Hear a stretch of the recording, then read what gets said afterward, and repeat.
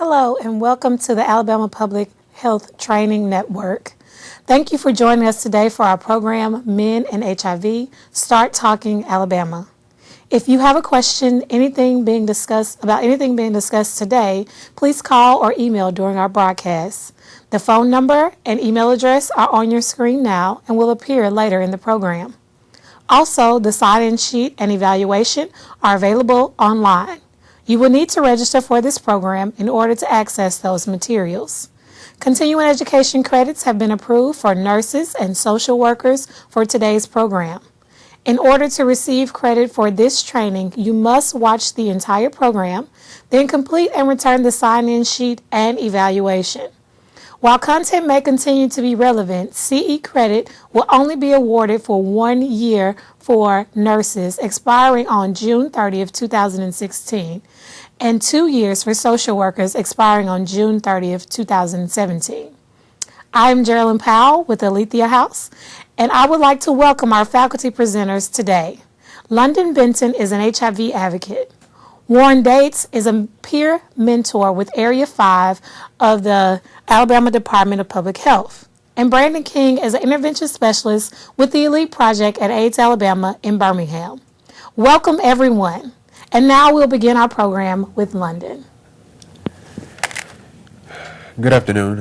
I'm London Benton. I come from Chicago, Illinois. My father was the Pentecostal pastor of a church in Chicago, Bright Star Church of God in Christ. My mom is still alive. My father passed in '98, and my brother took over. And so during this time, it was 2005 when I was dating this particular person, and I guess I wasn't the only person that they were dating. I'll say it that way. And after we messed around or had sex, they came up with an STI.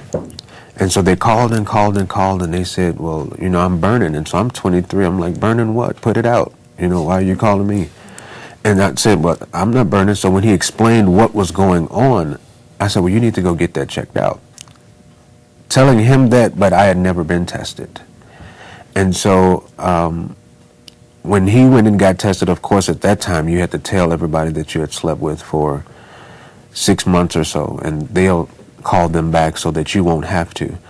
And they kept calling, and I wouldn't answer the phone. I would send them back to voicemail. And I remember hearing a bam on the door. And so I go downstairs and open the door, and they said, "Are you Joshua Stovall?" And I said, "Yes, I am." And they said, "Well, we're the Chicago Department of Public Health." And they walked in with papers, set me on my couch, drew blood, gave me a business card, and said, "We'll get back to you." So during this time, I got sicker, and I didn't know what was going on. But when I moved up north with one of my friends, he stayed on the 3rd floor, and at this time I was losing blood. I couldn't walk. I really couldn't eat. My hair was stringy. I would sit up in the bed and it would be laying on the pillow. And I remember her saying, "I have your results. Can you come and get them?" And I said, "Well, I can't come get them. I don't even have strength to get up." So she said, "Okay, well, I'll bring them to you." So she brought them to me, and she got to the house and said, "I'm downstairs." And my friend lived on the 3rd floor. So that was hard for me to do because I really couldn't walk. So I was wondering, how was I going to get downstairs to get those results?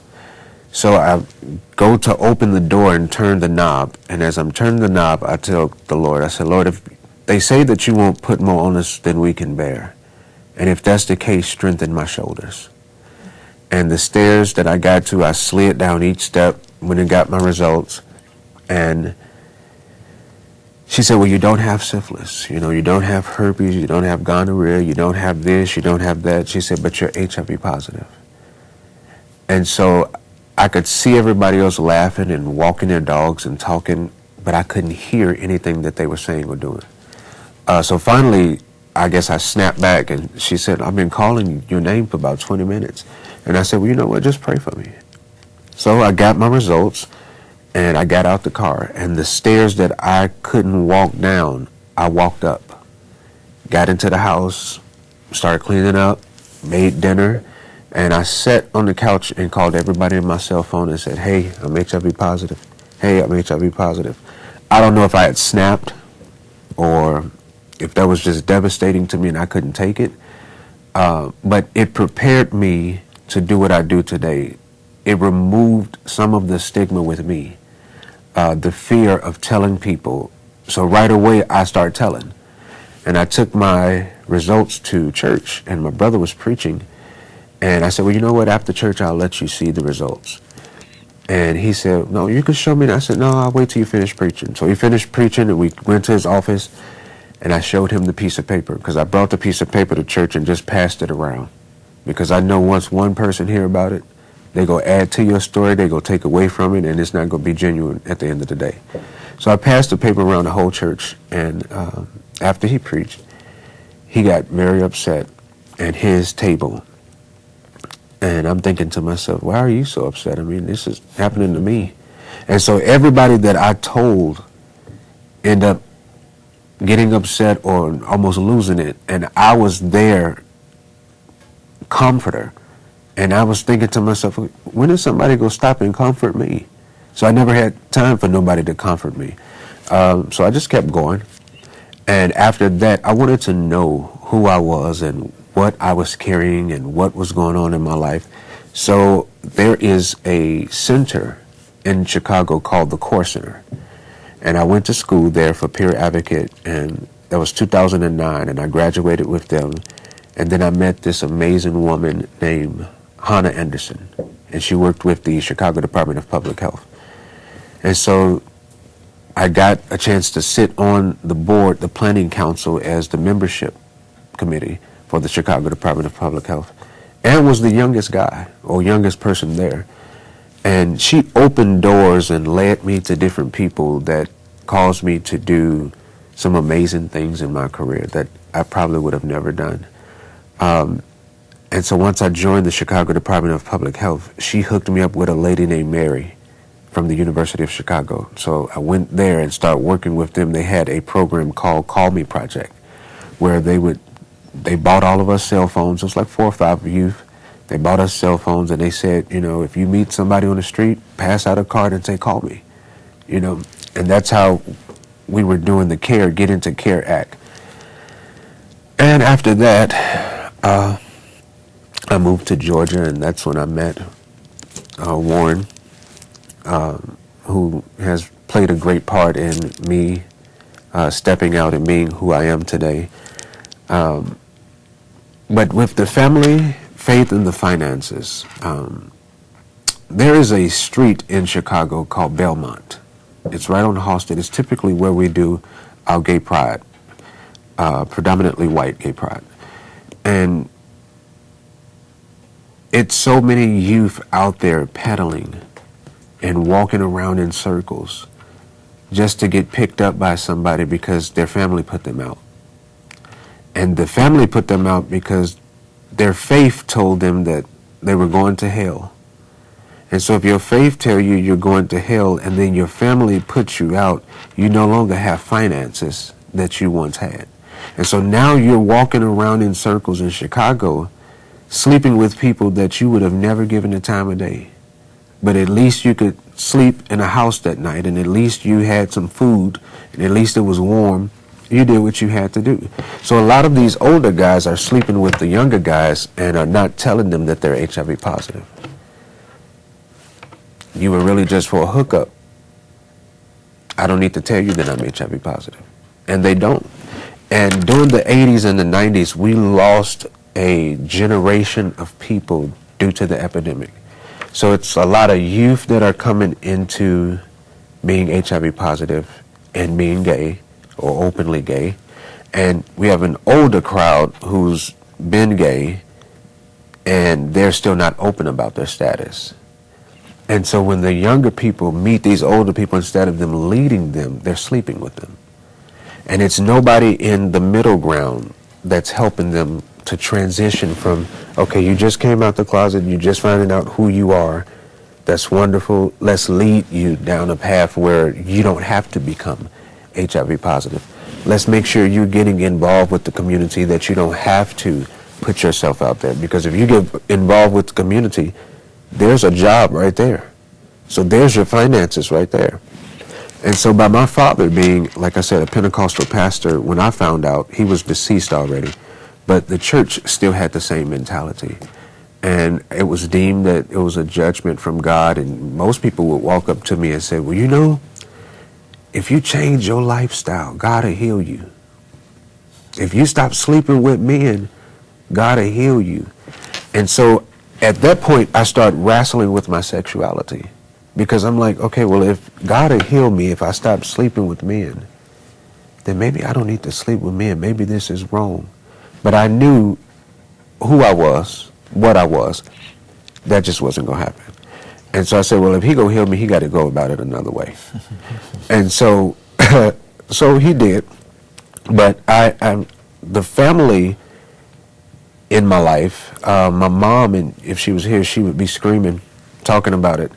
But when I found that I was HIV positive, they came and took me, my mother and my stepmother, took me from my house and drove me south of Chicago and put me in a hotel, like a Motel 6 or something. And they left me there for a week because they didn't want people to know about what was going on. So they was trying to, I guess, get their thoughts together on what they go tell people. And when I got out, I went home with my mother, and she let me sleep on the pillow. And you all know the pillow, when you've had the pillow too long and you can see the brown spots and stains because people have slobbed down through the years on this pillow. And so they didn't give me no pillowcase. It was just a pillow. And she gave me a sheet, and it had holes in it, and I had to sleep on the floor in the dead of winter in Chicago. So I'm sleeping on this floor with this pillow with old spots from slob, and they didn't think nothing of it, you know. And sometimes ignorance is bliss. People stay ignorant because at that time Beyonce was out, everybody was out. You could Google what you want to know, and if you don't want to Google it, come with me and let's learn together. But if they didn't learn, and if they didn't know, then they could feel justified by what they were saying and not have an accountability about what they were saying, as far as God deeming it a judgment and I was going to hell. And so one of my kinfolks told my mother that they were not coming to visit me. And he said that I was receiving Romans 8, that I was receiving unto me the recompense that was meet, meaning I was getting my just reward for being gay. My word. And my family, I was the first to come out and say I was gay. I know I was the first to come out and talk about being positive. So they really didn't know.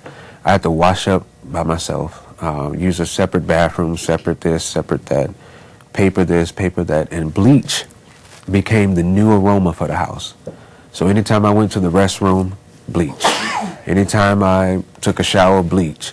Anytime I drink out of a cup, bleach. And so my mom would do that, not knowing that she should have bleached everything down before I drank out of it, before I sat on the toilet, before I laid here or did that, not knowing that she was more contagious to me than I was to her.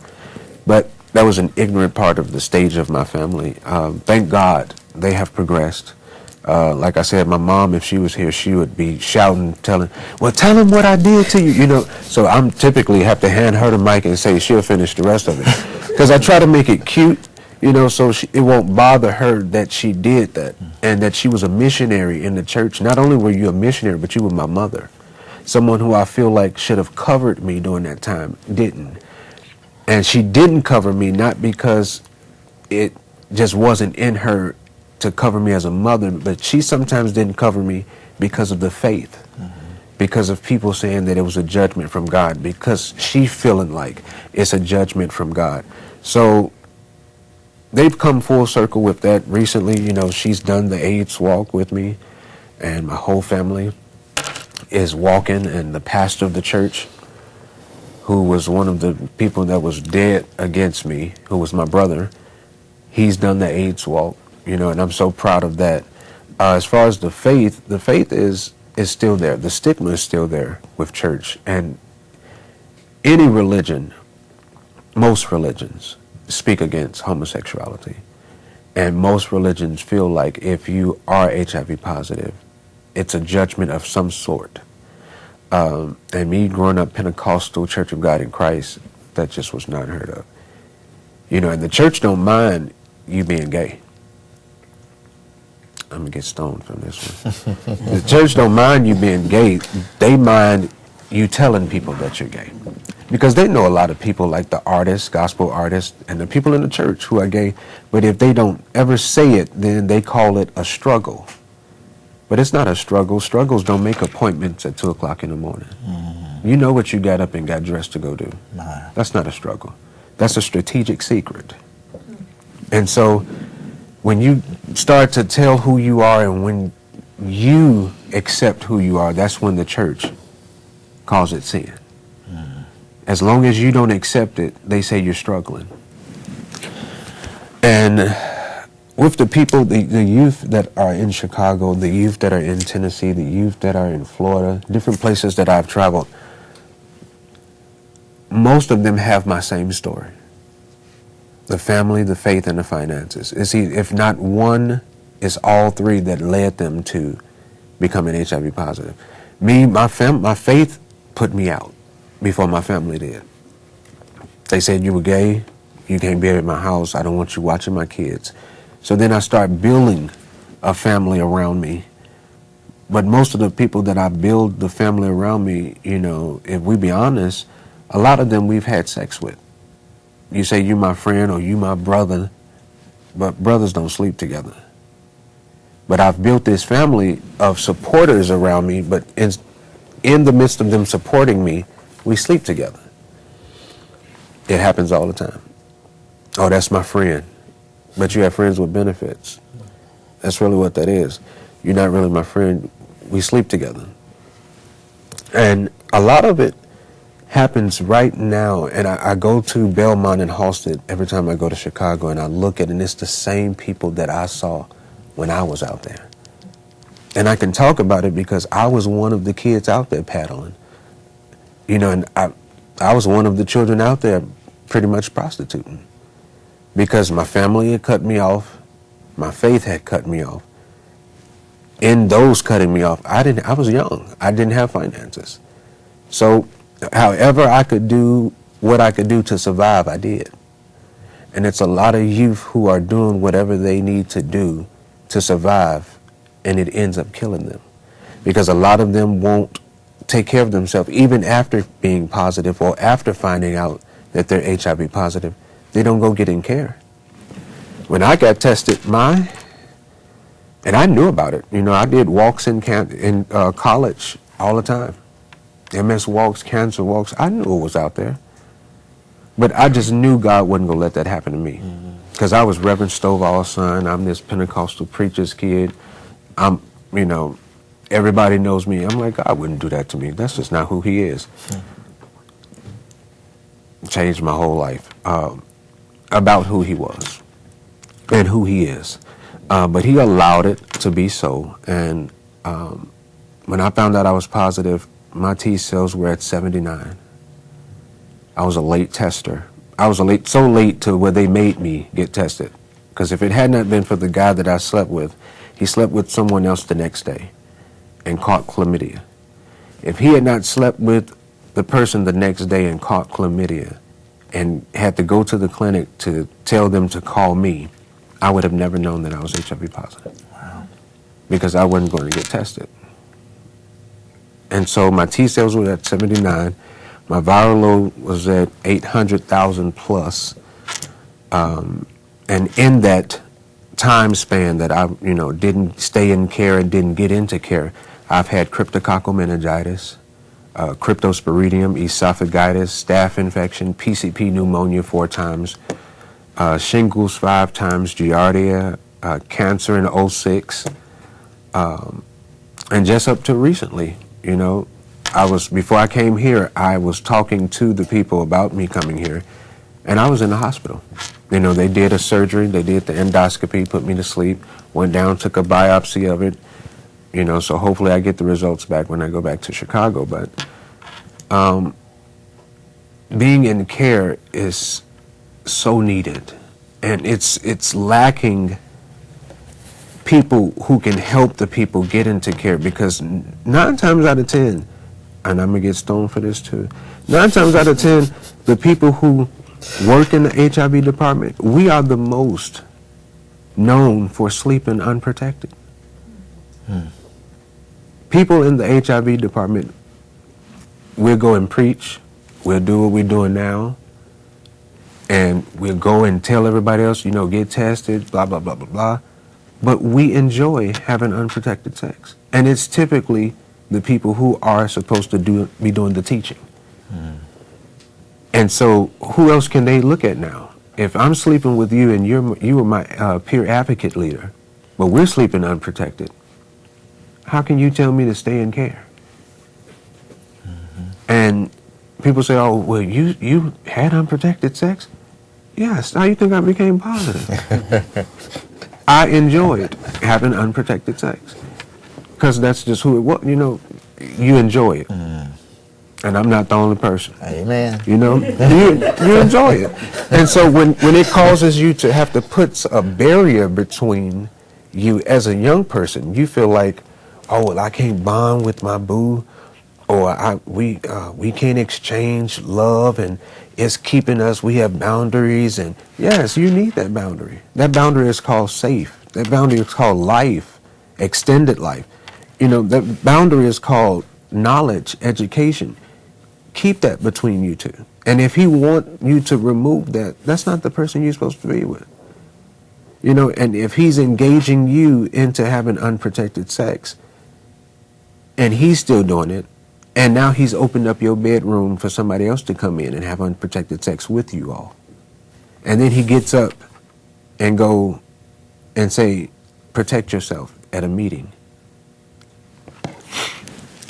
That's the number one thing that I've run into. Like a lot of social workers, a lot of advocates, we sleep together or we sleep with people unprotected. We'll teach it. We believe in it. We believe that you should protect yourself. But when it comes down to that moment, the real talk is just like, okay, we really don't want to use that. And so if it's something that we could come up with to help educate the educators, because no matter how much we get taught or we learn or go through these classes and skills and all this and be not named this or nominated that, we enjoy unprotected sex. So there should be something that could help bridge the educators with other educators and hold each other with accountability. Saying that, no, I'm not going to sleep with these people unprotected because I teach it. I'm not going to preach to you on Sunday, wear condoms, and then sleep with you that Sunday night without one. And so people have invited me to different sex parties and different things that has happened. And I'm like, wow, that would be interesting to see. But when I found out it's a raw party, I said, I can't do that. I cannot go to a raw sex party and then somebody walk up and say, hey, London. That's not a good look. My credibility is shot. Because I'm at a raw sex party and then next week, you sitting in the audience and just so happenly you remember that I was the person that you saw having unprotected sex at the sex party. Not a good look. And so coming full circle with the family, the faith, the finances, now my family, like I said, they have done a 180. Now they're doing marches and cancer walks, and never before in my church history, and my father was the founder, never before in the church history did we do walks or cancer walks or HIV walks, none of that. You walked right up to the pulpit and that's a walk. You know, you come and get laid hands on that and give me your offering, and that's the walk that you did. My family, they are so behind me now. They push me to better myself. They push me to go further. All of them have been blowing my phone up today, trying to see if I started yet. I'm like, well, if I have, you know, you calling me in the middle of it. And my mother's like, oh my God, you know, I wish I was there. And, you know, it was at a point where they wouldn't want to be seen with me.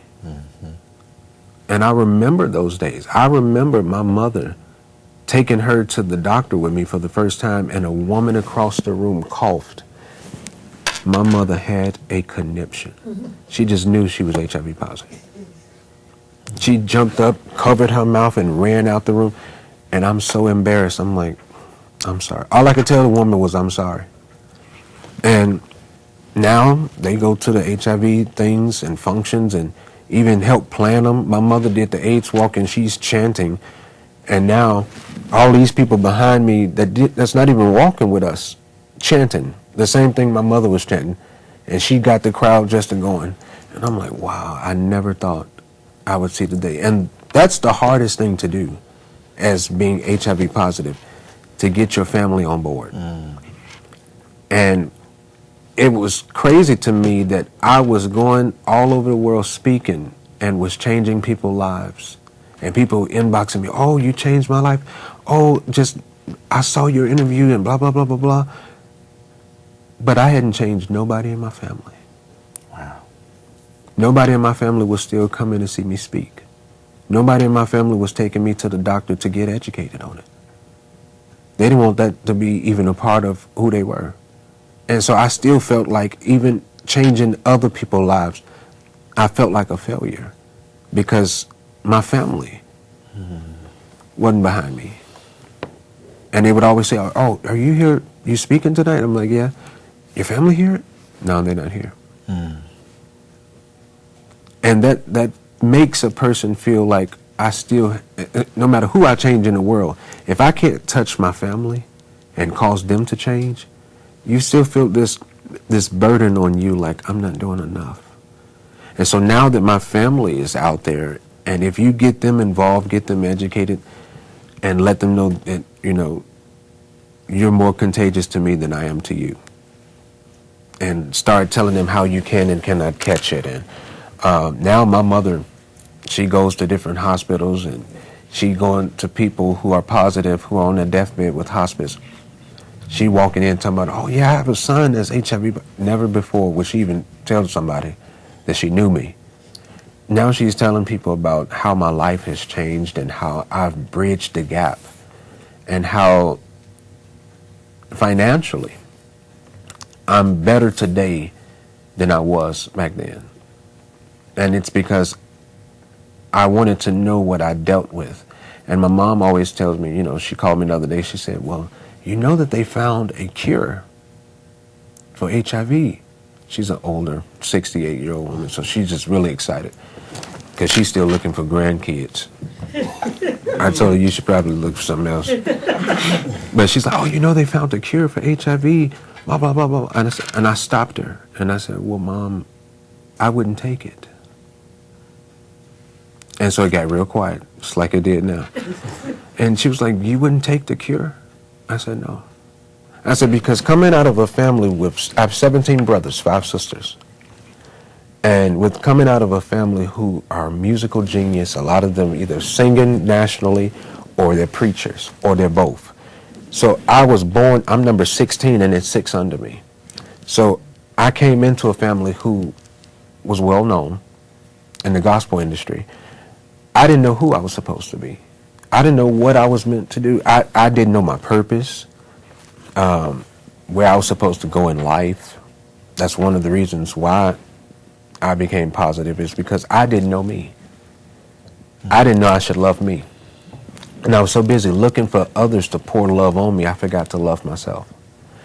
And I said, with this family being so huge, I got lost in the shuffle.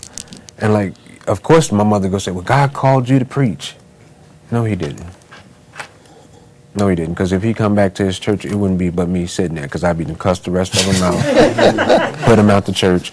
And I know that's not my place. And I could sing, but I don't want singing to be my career. So I was like, Lord, what am I supposed to do? And in 2009, when I got educated at the Core Center, and I started learning what was already affecting me, there's a passion about it when I wake up in the morning that I feel like if I received the cure, wouldn't be there anymore. I could talk about it because I've been there, But the passion and the drive that I have waking up with it, because it's more to just being educated on it. And you can learn about HIV nowadays anywhere. But there's a difference when you have to wake up and live it. When you wake up and live taking pills that are $5,862 a month. God hope you have Medicaid or Medicare. Because if you don't, that's out of pocket. You know? And so financially, I'm doing better because I do the speaking engagements and I travel. It's like now I know who I'm meant to be. I know my place. I know what platforms. There are people that I will touch 50 years from now that will never meet me. I may be dead and gone. But if I could tell them one thing to cause them to shift their lifestyle to be healthier and to be conscious about the moments that we forget because it's passion going on, to stop and say, okay, let's put on a condom. If they could ever hear my story and their life has changed, then my living wasn't in vain. And I feel like if HIV, and not praising it by no means, but if HIV had not come into my life, I wouldn't have found who I am today. And it became my purpose. It became what I'm supposed to do. And that's why sleeping with people unprotected, now being HIV or the HIV activist, it causes me to question my purpose. Okay, no, okay. Your purpose is to tell them not to. And you cannot not use condoms when they're not around just because they won't know about it. Like, you still have a standard to live up to. You still have people that you need to educate on how to protect themselves. And just because you're HIV positive, a lot of them say, oh, well, I'm HIV positive. I'll sleep with somebody else that's positive so I won't have to worry about giving it to nobody. You still have the binding of strands. You still have the virus mutating. You still have your health to worry about. And so going from not knowing who I was and going from not who I was in God, and that God caused this to happen and that he made it so, or because I was gay or same gender loving, or they call it alternative lifestyle living, I know now that he loves me for me. And he loved me for me then. I just didn't know it.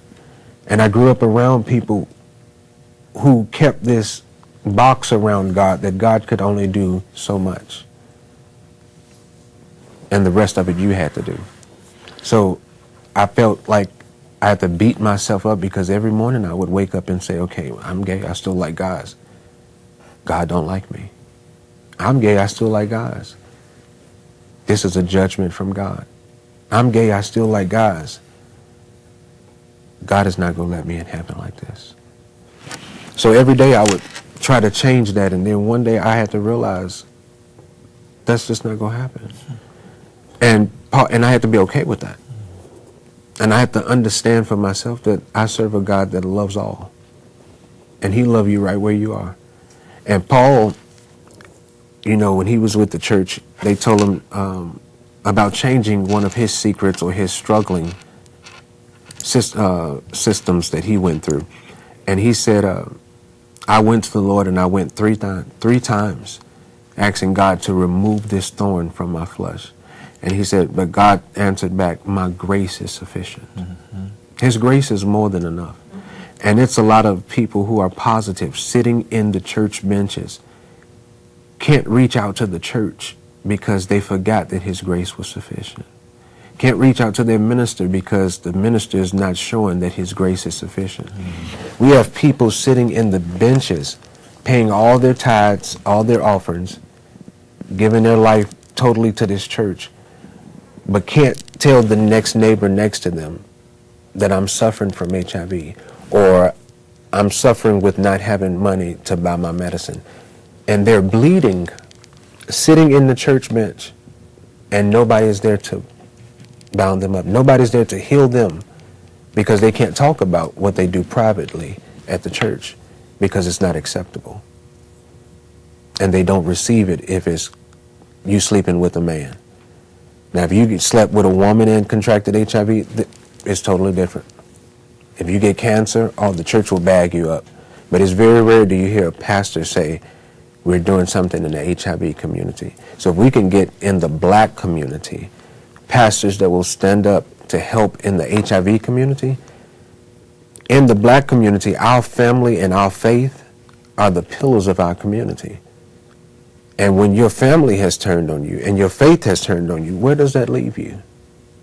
Out on the streets looking for somebody to love you. At what cost?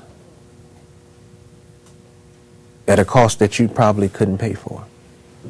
At a cost that you now have to walk into a clinic with big glasses on and your hood, or the other day walking past like this with a piece of paper in front of your face because you don't want people to know you're at the HIV clinic. But sir, we're all here together.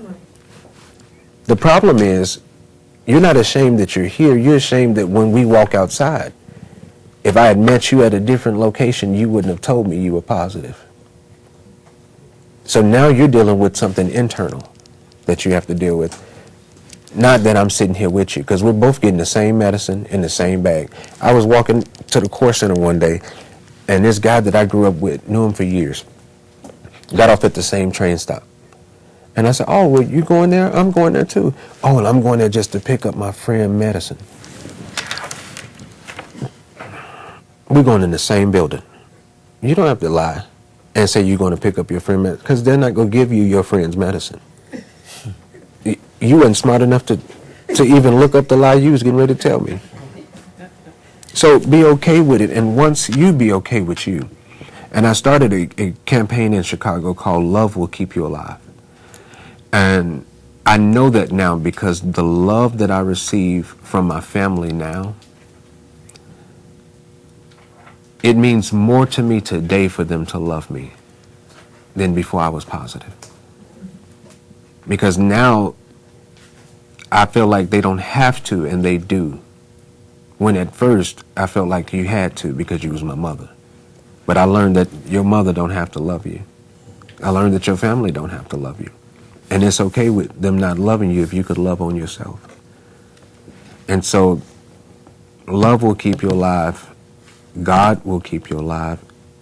Your family and your faith, you could bring all that full circle with one thing: knowing who you are and being okay with it.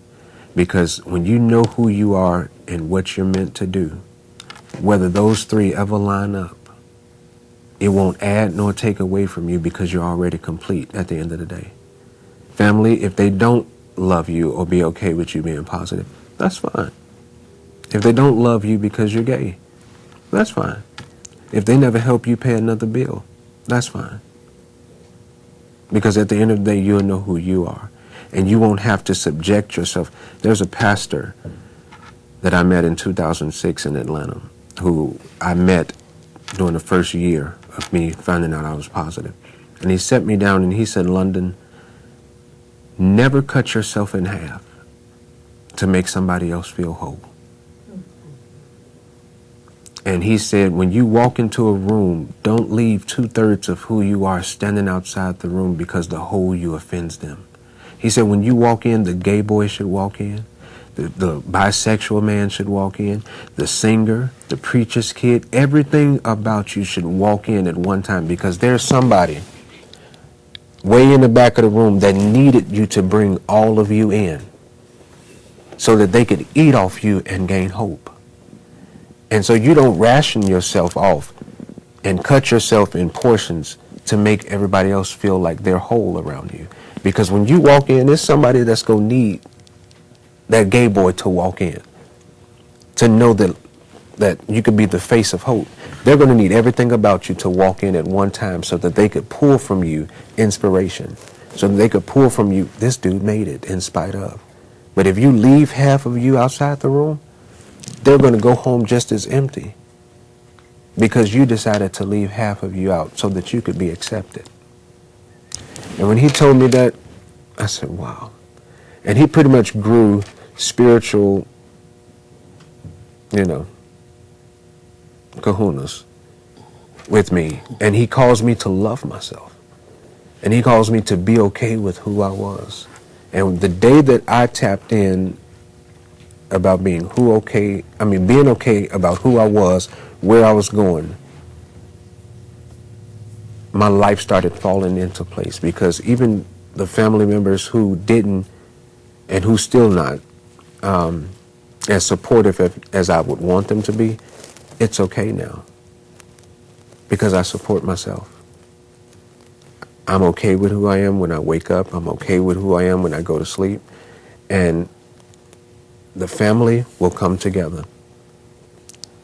You know, there's family. You like each other, you don't. You wake up one morning, you argue, you're laughing by the end of the day. So that's okay. And if you can't find your support system there, and you can't find your support system in your church, and you can't find your support system as far as financial, then that's when you need to sit down and build your support system. Build a team around you that you could draw from and will keep you alive, and don't mind. Don't mind being out in the public with you. Like, it's a lot of guys in the gospel community who are gospel artists who will hit me up in my inbox and want to text me. When they see me at church concerts, they make sure they walk all the way out their way so that nobody will see that they're talking to me. But you just text me this morning. But you don't want to be seen with me because you don't want to be asked, are you? And some of them are. Some of them are HIV positive. But if they ever sat next to me because I'm so open about mine, people will wonder, well, are you too? So they try to keep themselves clear, you know, in the public, and especially in the gospel industry, because it's still not acceptable. And some of them, you know, they go through this whole, oh, God healed me from AIDS.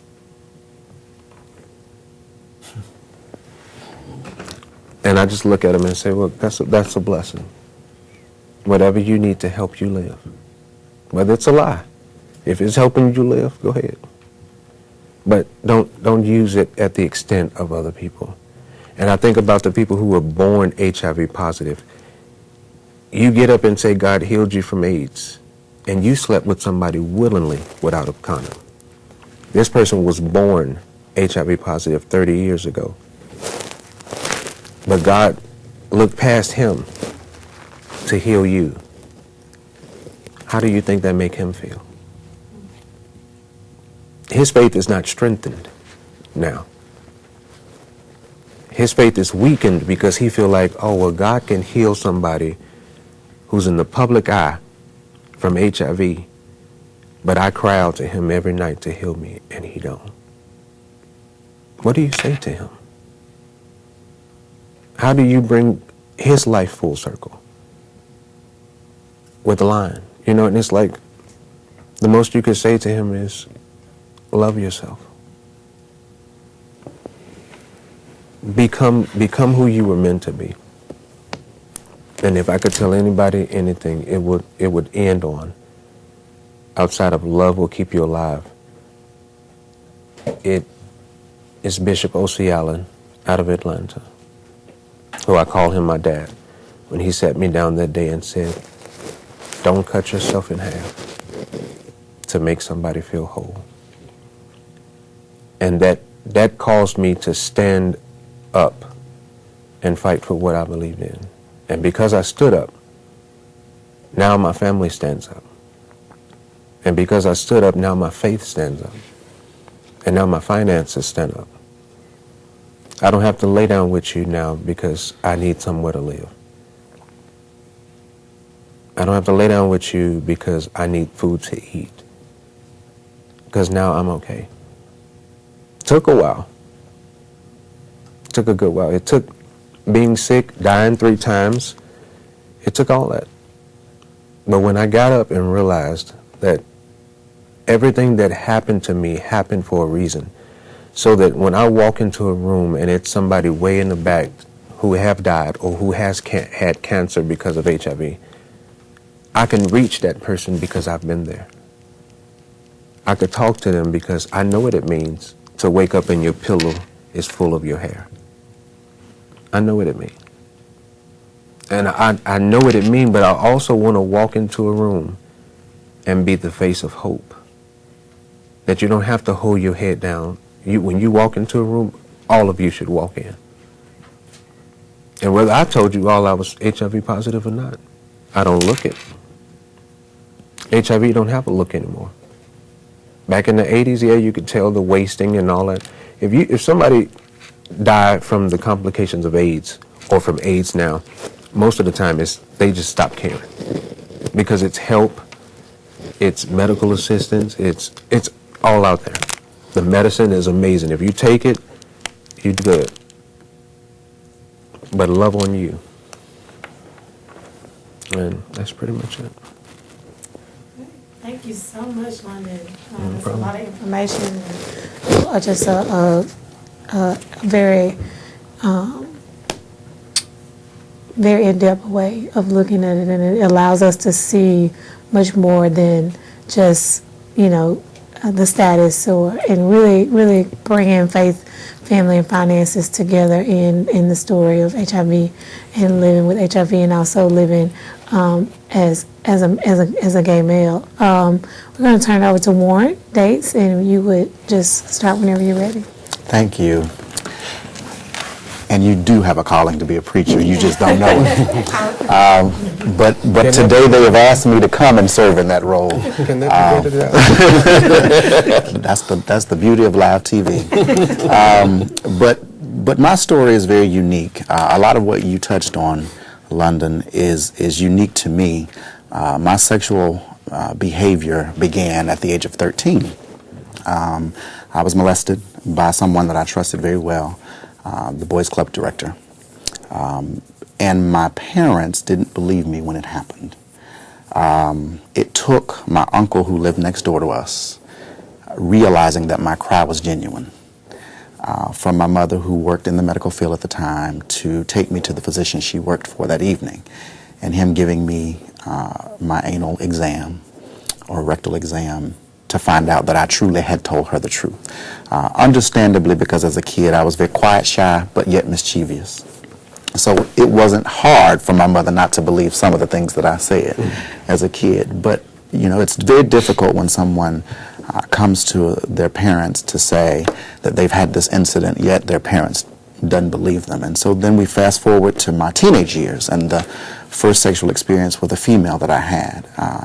I contracted both gonorrhea and chlamydia from a young lady who I went to the Christmas dance with, who said to me that she didn't have anything. And it turns out she had been infected for almost 2 years when she got tested. And so I was on a search for love through sex, thinking that it took that, even though the people denied me when I told them that they had negatively affected me. I was on a search for thinking that in order to be loved, I had to have intercourse with someone.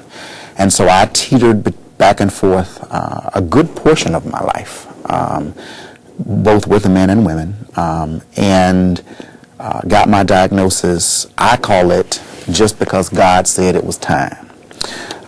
It happened in 2009 at a time that I had just taken a really nice job with a multimedia company. And while in training, went to the physician, had not had insurance for the first time in my life since I was 17, but hadn't had insurance for about 4 months. And so over the course of the summer, was having some very difficult issues with swallowing and breathing, and got to the point that I just couldn't swallow my own spit or to drink a sip of water, and it not hurt and burn going down. And so I started the job on October the 1st officially. First day at the job was October 2nd. However, my benefits started my first day of employment. So I made the appointment with the physician while I was in Atlanta for treatment, or for training, and went to see them. When I got there, my temperature was 102.5. He then immediately said, "We need to send you to a GI." Who was across the complex. And I said, well, okay, not knowing what a GI was. But I get there, and of course I start seeing these tubes and things when they're getting ready to do the exam. And I said, what y'all gonna do with that? And they said, well, we've got to use them in places that you probably have not had things before for an exam, and they were going to sedate me. And I've never really had a difficult childhood with illnesses or things like that, so I didn't know if I was allergic to anything, didn't know if I could take anesthesia, and they thought they had sedated me when they were getting ready to use that tube for the colonoscopy, and I looked up and said, "Where is that going?" And they went, "Oh, he's still awake." It turns out when they got me there that particular, a couple hours later, that my temperature had risen. It was 103.2 at that point. And so when they did the colonoscopy, they, of course, noticed some things that they felt I needed to be admitted to the hospital. But me being the vain person that I was, I said, I'm going to have to go to my hotel room and get me some clothes because I don't want to walk around the hospital in a gown with my butt hanging out. We argued about it. I convinced them that I could. I did, and I drove myself to my hotel, got my carriage bag, and I parked my Saturn in the ER parking lot and walked myself in. Well, by the time I got to the emergency room, my temperature was 104.2. Medically speaking, a lot of people would say I was comatose and there's no way I should have even known my name. And most of them said the same thing when I got there, but I filled out all of my paperwork. And don't remember anything until a couple of days later when I woke up with 6 doctors at the foot of my bed telling me that I was HIV positive. And then I said, okay, makes sense now. And my doctor looked at me and went, "Are you okay?" I said, "Yes." I said, "The journey that I've been on for the last 5 years now makes sense to me. I started in ministry in 2004, and I had several jobs, health-related, had done several things along my career that led me to helping people, and had even sat and volunteered with people living with HIV. And so I said, now it makes sense. Because when I was called to ministry, I knew and understood I wasn't going to be a pulpit preacher. I knew that that was not my space. Mm-hmm. I enjoyed the pulpit, but it was not comfortable for me. Helping people was was comfortable for me, but I didn't quite understand what I was meant to do to help people. And so when they said that to me, I said, okay, it makes sense. But then they said something that most people would have probably just died on the spot when they heard. They said to me that you are probably only going to live for another 8 days. Your T-cell count is only 8. And you have so many millions of copies of the virus in your body that we don't want to tell you how much, because right now your concern ought to be living for the next 8 days. I said, okay. I took it in. They asked me was I okay, and they left the room. They came back the next day, and the doctor asked, are you okay? I said, I'm fine. My mother had arrived at that point. But when my mother walked into the room, she'd seen me in a way that she'd never seen me, and she left the room. And she didn't return for 2 days because she couldn't take it. And this is the difficult part of my story, because my mother and I are very close. There's never been anything that separated us. And to know that I couldn't say what I wanted to say to her at that time because I was under sedation somewhat, I'd never reached for my mother and she wasn't there. But when she came back strong. She called the hospital that she was working for at the time, and she said, I don't know how long my son's going to be here, but I'm going to be here as long as he's going to be here. And she sat beside my bed for the next 20 days. Mind you, I was only supposed to live 8, y'all. I rolled out of the hospital the day after Thanksgiving, and I went home a week later. Went back to the hospital for a week, and then the next month I started the foundation, the 652 Project Foundation, to help people living with HIV. And I then understood my purpose. I then understood my lot. I understood what faith was for me. I understood what family was for me. Because while my story is a little different in terms of family, I did have family who embraced me.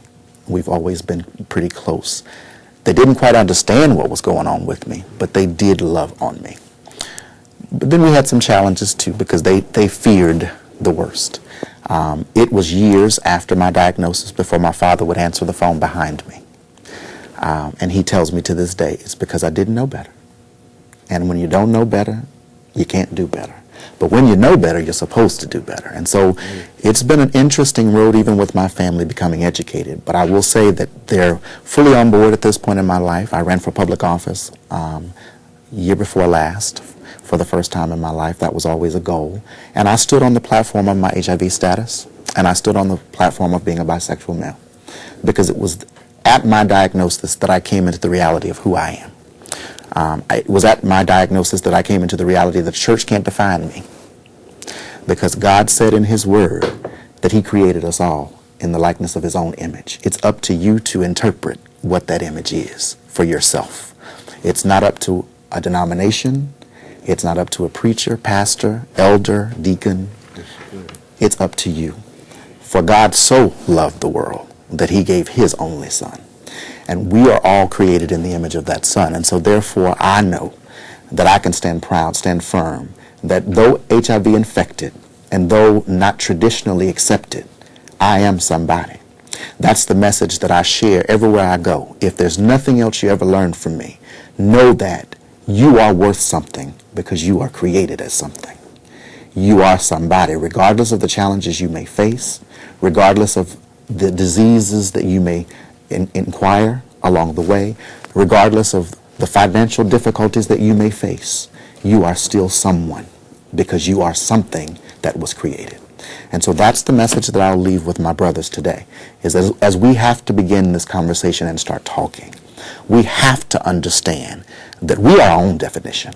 No one defines us. No disease, no faith, no one's family, nor their finances.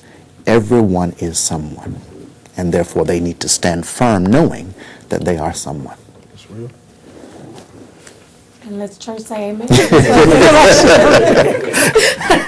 I just felt like that should go next. Thank you so much, Warren.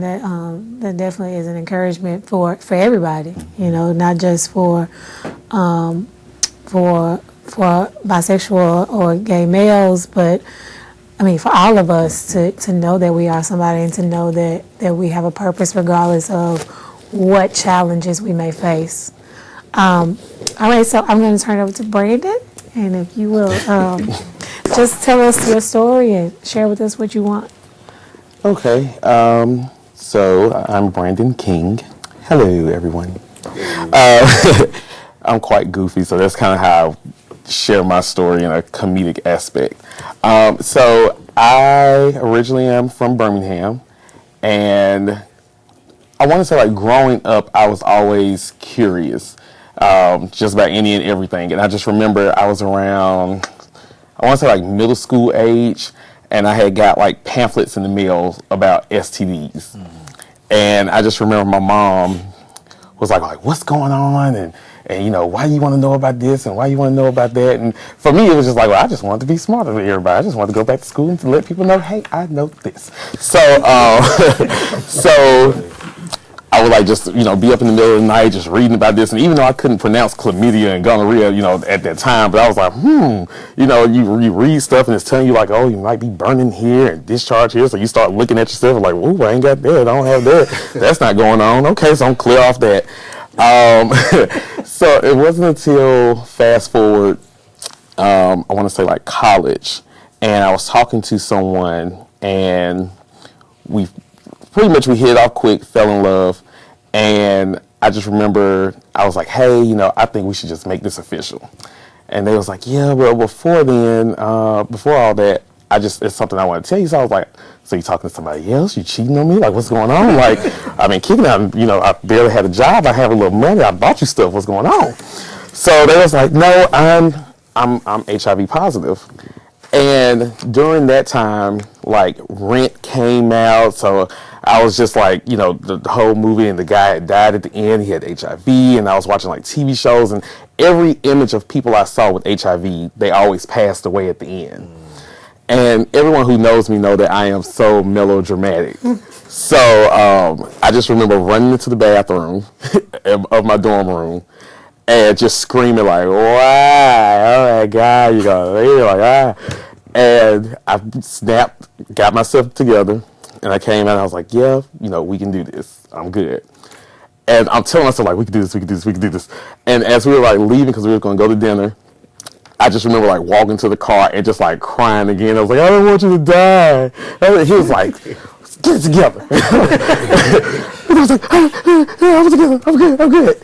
And we had a healthy relationship, and that's what really started my journey on wanting to know more about HIV And not only that, making sure I was protected. At the time, I was negative.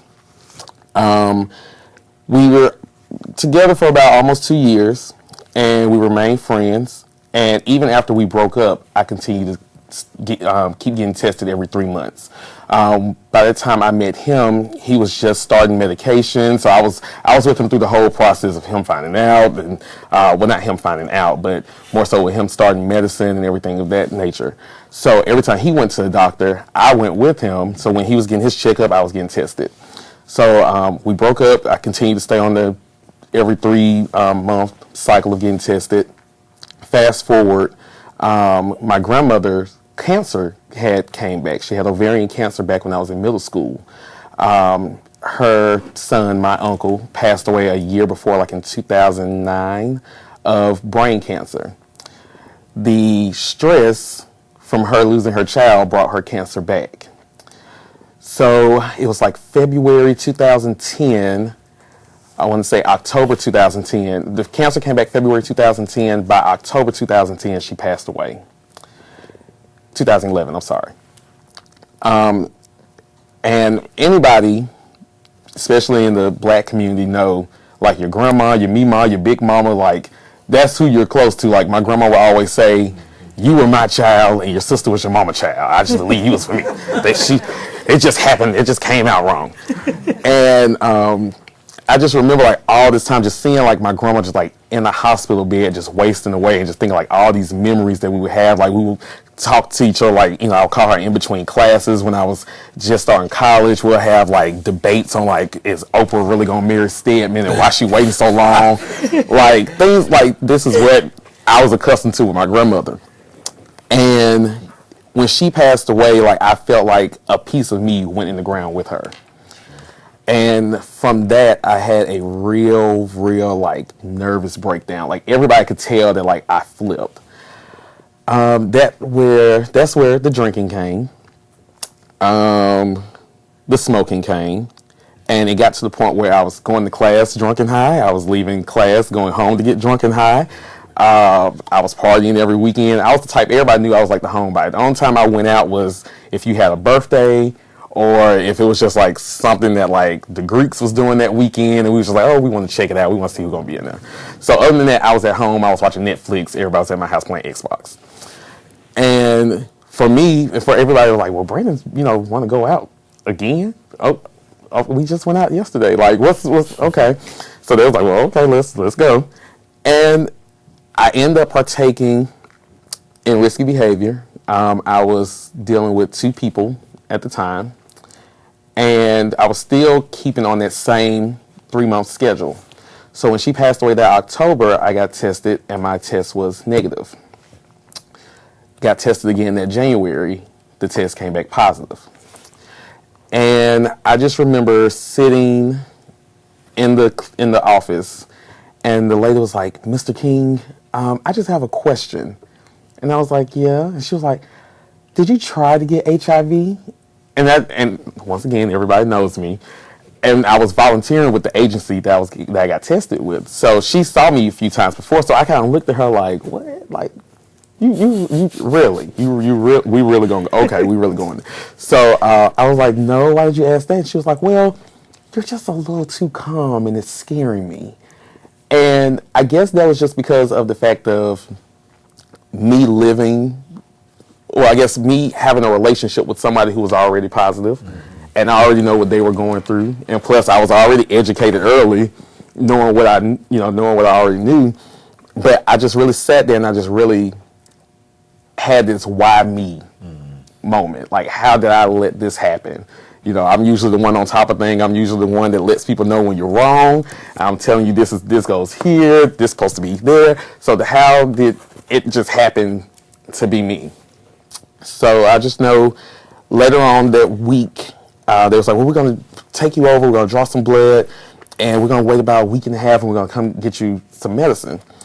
And I just remember being on my couch, and I remember leaving out the clinic, and I called my best friend and I told him first. And he was like, oh, we're gonna be good, you know, you're gonna be okay. You know, we're gonna tough it out. Okay, cool. Went home, and I just remember like being on the couch, laying down, And I was like, oh my God, it's eating me up inside. Oh my God, like, why do I have to wait so long? Like, is there something like, and I just know that it was like, well, because I was sick earlier before, but it wasn't anything related to the HIV. And then I just know when I got tested, they was like, well, don't panic. You know, it could probably be because of the medicine you had took. You know, it probably had some effect on the body. I just remember the day before they gave me my status, I was up for like 2 days. Well, no, I was up for like 2 days straight. I called every HIV organization I knew. I called every clinic and hospital within like a 20-mile radius of the school. Like, seriously, like, hey, you know, what's the chances and what's the possibility? Well, okay, well, this hospital said it's this and this. So I need to know, is it this and this or is it this and this? And I just remember I was in class and that's when they called me and they was like, yeah, your results are ready, and that's when I ran out. But it's just something inside of me that was just like, it's eating me up inside. I was kind of content with it because I said to myself, okay, I have it. I know it's not going anywhere. What am I going to do now? And I think having that attitude kind of, I guess, helped me in a way to not really be down on myself. I was still a junior in college, just moved into my apartment because I hated the roommates on campus. So I was extremely proud of me. I bought like Better Homes and Garden magazines, knowing that I didn't have no garden. But I was like, I'm going to make this look like this. I'm going to make this look like this. And I just remember I was just like, I have to keep going. I have to move forward. And so little by little, I was letting friends know. And eventually, I let my ex know. And I just remember we were sitting down. We was having lunch. We have like a weekly sushi date. And I was like, you know, me and you, we're more alike than you know. And he was like, what? And I was like, you know, we dress nice. And he was like, yeah. And I was like, we like Beyonce. And he was like, yeah. And I was like, yeah, we're positive. And I just continued eating. And I was like, oh, chopsticks. Okay. And he just like, I just heard like the chopsticks drop on his end. And he was like, what? How did this happen? When did this happen? I knew it wasn't me because we were broken up. And this and this. And I was like, look, I'm just letting you know, we're cool now. I just need, I know that you're going through it, so now I just kind of need some support through it. And from there, I mean, he, let me know the ins and outs, let me know, what to expect for here, what to expect for that. And after graduation, I ended up graduating with a degree in marketing, moved back to Birmingham, and I was working a dead-end job, couldn't stand it. And I came in contact with somebody who worked for AIDS Alabama. And they was like, yeah, my brother works for this program. And I was like, okay, what program? And he was like, yeah, it's with AIDS Alabama, but it's this program. And I'm like, what program? And he was like, yeah, it's this group called the Elite Project. And they work with gay and bisexual men. And they try to combat HIV. And I was like, okay, cool. In my head, I see myself as Oprah. So I was like, this is my chance to be Oprah. I'm going to help everybody out. I'm going to start the good fight. Right. I was like, you fight the cure. You fight the cure. So I'm going in and I'm like, okay, have the interview. And I start working. But by this time, no one knew my status at work besides my supervisor when I was, getting the job. And I just remember sitting in our lobby. And I remember it was a group of guys, and I think one of the guys just found out his friend was positive. And he just started talking like, hey, my friend said he take this medicine for this, and you're supposed to take it like this. And me not thinking, just blabbing my mouth, I was like, that is incorrect, because when I take my medicine, and then I stopped, and I was like, I just outed myself. And my coworker, I ended up telling him, but my coworker looked at me, and I looked at him, and I was like, what did I just do? And he was like, I think you just said it. And I was like, okay. So end up just going through. And from there, it was, I guess people respected me more because they see that here's a guy, he has a good job, he's college grad, doing it for himself. At the time I was in a relationship, they was like, so I see that it's not what it was caked up to be. It's not the death sentence. It's not the ignorant, faces or, voices that I hear about what HIV is. But at that time, I still did not tell my mom. So right now, at that point, we're like 2 years into me knowing that I'm positive. So I told my best friend, my other best friend, and she was like, Brandon, you need to tell your mom. Because what if you just up and die? And then what if we're at the funeral? And then she looks at me and she was like, do you know how he died? And you know I'm a good girl. You know I can't lie. So I was like, okay. So I caked it up. My mom, she was opening up a store. And I kept telling myself, I was like, I do not want to tell her during the weekend. Because I was like, I moved back home to save some money. So I was like, if I tell her during the weekend, I have to sit in the house with her for the weekend because I know I was off work. So I'm like, I'm going to tell her on a Monday. So then at least by Wednesday, maybe we can chat about it. So by Friday, we can be cool again. And I had it all planned out. But week by week, either I was traveling for work or she was traveling for work. So I'm like, I kept counting it up. So I ended up getting recognition by Paz Magazine to be in their Paz 100. My mother started coming to my job and she started sitting down and hanging out. And I would notice that she would like, flip through the magazines because they would have like the little celebrities on the cover. So I thought about it. I was like, I do not need my mom finding out that I'm positive through a magazine. Oh.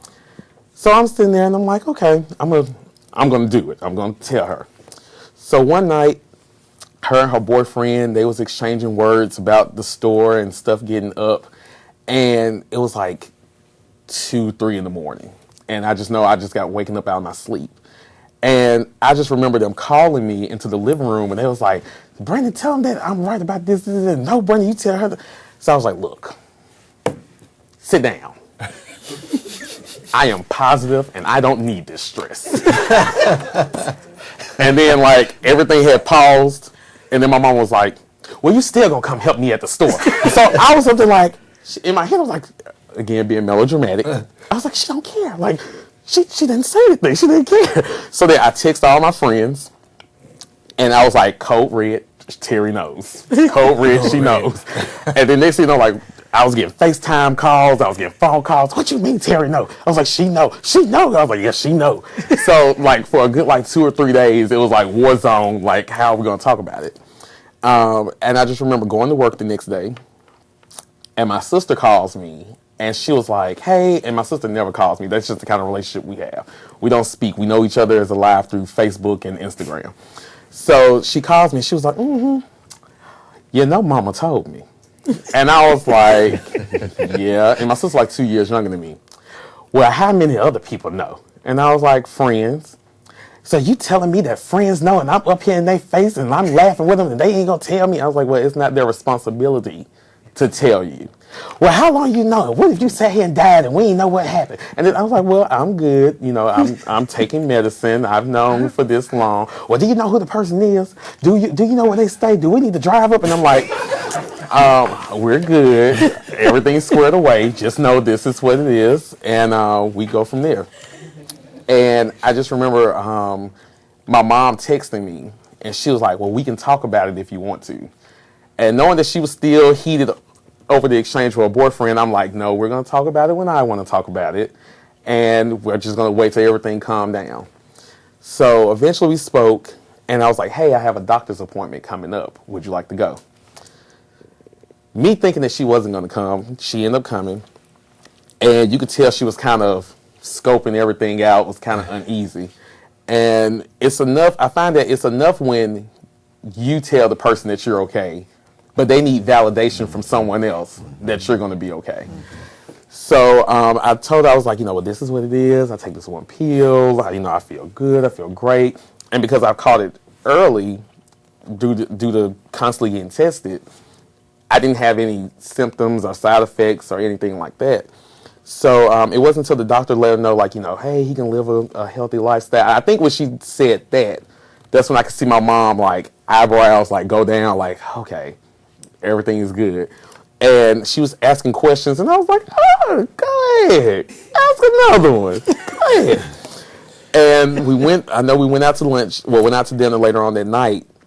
And I was like, do you have any questions? Is there anything you want to chat about? She was like, no, I just wanted to make sure that my son is good. I just wanted to make sure that you're okay. And I share that story with people who are my age and younger because now, I guess being open about my status, I don't get a lot of slack. And especially for young gay black men, we live in a world of apps nowadays. You don't meet anybody in the club. You log on and you find who's the closest next to you, and you hook up, and that's that. And you find that the reason that people don't disclose is because the fear of rejection. I want to hook up. I want to find somebody now. I'm horny in the middle of the night, but if I tell you my status, then you're not going to want to hook up with me. Right. And there's no telling who that person may know. And because you rejected me, then you're going to tell somebody else. And everybody asks me, like, oh, do you still date? And do you do this? And I'm like, yeah, I don't have any problem dating. You know, I don't see myself as conceited, but I was like, I haven't had any issues. You know, I stay booed up. But people, I tell people, and they will be like, the people who I'm dating, and you know my personality. Yes, Lord. So I would tell people who I'm dating, and they will say, I'm really happy that you can be upfront with me. And the only reason I tell them, look, I'm busy. I have a job. I don't want to waste my time with you, and vice versa. So I'd rather go ahead and get it out, up front. Therefore, don't let me wait 6 months down the line and we're dating and we're going to movies and we're taking trips, and then you may not, feel it. So I haven't had issues in that part, but I know that at my job, I have to constantly tell people, I'm talking to somebody and I found out that they're positive, but I don't know how I feel about that. And I was like, well, honestly, he honestly don't know how to feel about you. What you mean by that? I don't have nothing. And I was like, well, calm down. It's the fact of, we're healthier than those who are negative. Well, how is that? I ain't sniffing, I ain't doing nothing, I'm not doing this. I was like, how often do you go to the doctor? Well, last time I said I go every 3 to 6 months. So I know if I have this, I know if I have that, and I might get some from my allergies on the side. As opposed to you, it's not going to happen until something pop up, fall off, don't look right. Well, you right. I mean, I ain't think about that. So, I mean, I find that especially when I just spoke to a group of guys that was like 12 to 14 years old. And, I was like, well, how many of you know somebody with HIV? How many of you know somebody? And it was like, no. And I was like, well, it's me. And then you can just see like the little ones like, oh my God, you look so good. Oh my God. And, it's putting that face to the name, because you just find that the stigma is the ignorance. The stigma is something that we're not talking about, especially the young people, because we're seeing that if I don't talk about it, it's not there. I don't acknowledge it. And I think that's something that we all have dealt with. But I think more so, especially when you have to an age of people don't date anymore. People hook up. And if I'm constantly hooking up, then I don't really have to ask you about your status, because I know that I'm only getting with you for one reason. And they leave that medium out. Right. So I try to educate them on, at least, I'll help you find a way to talk about a condom, or talk about testing, or whoever. I will sit there next to you while you're on the app, and I will guide you through the conversation. I've actually done that, and it was kind of weird. But, just letting them know, like, this is what it is. Like, this is real. It's not going anywhere. Hasn't gone anywhere. We're going on 30 plus years of HIV. This is what you need to do to protect yourself. And that's how I become the Oprah in my own mini right. Well, thank you so much, Oprah. You're ever so welcome, Geraldine. I just want to say that Miss Terry is a wonderful, wonderful person. And she, I learned a lot from just having a conversation with your mom, being able to have a conversation with her and just kind of hearing her experience. And I think, one of the things that we've really seen today from very different perspectives is how ingrained family and faith are in our culture, how ingrained they are in our community. And, a lot of times, especially for us, we see things as one way because that's the way we've experienced it, London, maybe with your mom, giving you, them sending you away for a week so they could figure it out. Whereas, Brady's mom was just like, well, I just need to know, we're not just one way. You know, we don't deal with things in one way. Even with the faith community, it's always been, you know, I'll now say this, my pastor has been open for us doing testing at the church this past year. And it's just been such a blessing because anybody can get tested, you know. And you know, now it can sometimes be strange when you're sitting there trying to fill out a form with the one of the trustees, and it's like, how many times have you had sex in the last 6 months? It's like, I don't really want to know that about him, but the fact that they are willing and open to do it. So I think that, you know, we are definitely in a place where there is an openness, there is some conversations happening, there are people who want to have information. So we have a couple of minutes for a few questions, and I'm just going to start by saying, because of that, how do we deal with stigma, particularly in the South? You know, how do we deal with it from a perspective of how can we help family members? How can we help encourage the family? And then also, how can we help encourage the faith community to support the efforts that are being done in HIV prevention and treatment? Well, one way, like piggybacking off him, I've learned that a lot of people, outside of being just family and faith, it's culture. Because Bill can bring Bob home, and they'll play Twister, the mama will cook, they have a good old time, open up some wine. Pookie can't bring Ray Ray home and say Ray Ray is my boyfriend, because it's a black family. And they're like, that's against God, that's against what our family believes, and it could be against what the Caucasian family believes, but they'll embrace him to get to know, which is bad. But Pookie cannot bring Ray Ray home and say, that's my man. He could say, he my homie from the block, he my dude I met, we play basketball together. And that's typically why in the African American community that there are no long-term or even ideas of having one relationship with the person, because they say, okay, well, I could take you home, we can have sex, get a nut, and we go our separate ways. If it's good, I'll call you back. But I can't take you home to introduce you to my family, because you're not going to be received, because they just now receiving me. So I can't bring you home. And so when it comes down to the culture or the family trying to deal with the stigma, basically, if we got the faith part on board, the family will follow, because family is led by faith, and especially most black families, they're led by what their pastor says that God say. So if like your pastor is opening up to the testing and all that, if we can get more pastors to do just testing or acknowledging it, Right.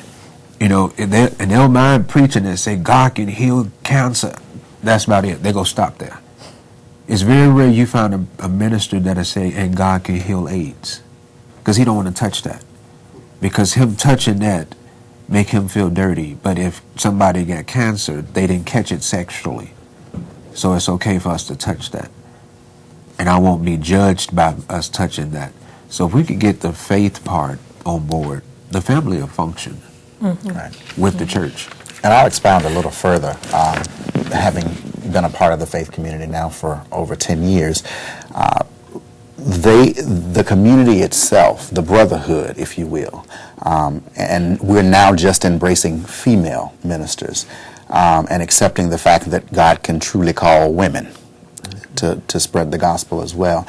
We have tended to fall behind the societal curve, for lack of better words, because we don't want to mend religion and morality. Morally, it's acceptable to be same-gender loving in America at this point, for the most part. But there's very few faiths who've embraced that as being godly and acceptable. And so it wasn't until this year that I became clear for myself that I was living, preaching, and worshiping under a denomination that looked at me as a God-breathing man as an abomination. I've teetered between 3, 4 different denominations at this point. And I came back to my original roots. But on my birthday this year, for myself, I said, God, I can no longer be Warren on Sunday preaching the gospel and be Alexander Monday through Saturday and spreading a different message. Because in so doing, I'm not helping the very people I've been called to help. And so I've journeyed since January to start an organization in Northeast Alabama, particularly because we're very rural. Most people's outlets are their church or their faith. But I've journeyed to start an organization called Kneel Together. It stands for Northeast Alabama Together. And our whole premise is to eradicate stigma and discrimination, not just HIV related, but in societal ills in general. We tackle everything from men's health to women's health. All the issues that you would deal with in your local community, particularly because I've come to understand that until a person can bring their whole self to a place, as you spoke to, Dr. Janetta Besh Cole said to me years ago, if you can't bring your whole self present, then you've denied the very being of your Creator. And so as a person who tends to accept, embrace, and allow people to be who they are at this point in my life, I want all of us to understand nothing more than we are greater than anything we face because we were created whole. We pull away the layers. We pull away because of stigma. We pull away because of discrimination. We pull away because of faith. We pull away because of family. Only because that's what we have been conditioned to think is right. But if we were to just stop for a moment as a society, as individuals, and stand in who we were created to be, and that's unique. I'm not London, I'm not Brandon, I'm Warren. I was created to be me. And as long as I stand in my truth to be who I was created to be, as you said earlier, all the rest of my chips are going to fall where they may. Well, that is so great. Thank you so much for that, Warren and London. I just want to again thank you guys for being on the panel today. It's really been a great conversation to hear from different perspectives, and just to really have a genuine conversation when it comes to men's health and HIV as in regards to faith, family, and finances. So if you are interested in the on-demand, this will be available online for those who want to view this again. Thank you so much for joining us today, and we hope that you have really learned something from our conference and our satellite conference. Thank you.